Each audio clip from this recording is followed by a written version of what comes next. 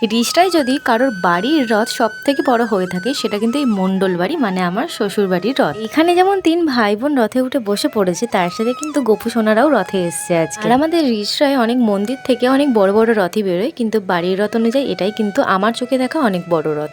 আর এই বছর লোহার রথ বানানো হয়েছে, তোমাদের আমি আগের ভিডিওতেই জানিয়েছি। আগেও কিন্তু রথ টান হয়েছে, সেই ভিডিও আমার প্রোফাইলে আছে আগের বছরের ভিডিওতে। সোজা রথে ওরা সবাই মিলে কিন্তু হলুদ শাড়ি পরেছিল আর ছেলেরা হলুদ পাঞ্জাবি পরেছিল, আর উল্টো রথে সব মেয়েরা পরেছিল সাদা লাল পাড়ে শাড়ি। আর আমার ননদ পিউ সবাইকে আবার আজকে তিলক পরিয়েছে। আমাদের কিন্তু আজকে দেখে মনে হচ্ছিল আমরা মায়াপুর থেকে এসেছি। পাড়া প্রতিবেশী থেকে শুরু করে দূর দূরান্ত থেকে অনেক মানুষ এসেছিল, আর সবাই মিলে আমরা হই হই করে রথ নিয়ে বেরিয়েছিলাম। আর এই দেখো এবার রথটা আমি পুরোটা তোমাদের ভালো করে দেখাচ্ছি, এত সুন্দর করে সাজানো হয়েছিল। রথটাও কিন্তু সবাই মিলে সাজিয়েছে। আর তোমরা জানিও তোমাদের কেমন লাগলো আমাদের এই বছরের রথযাত্রা। আর এবার বাকি ভিডিওটা এনজয় করো।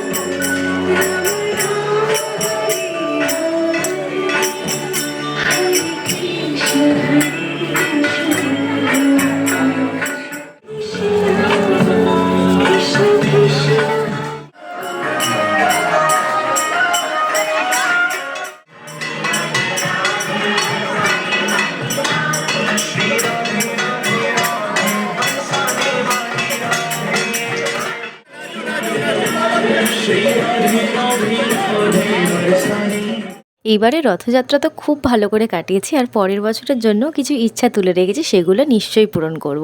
সবাই মিলে বলো জয় জগন্নাথ।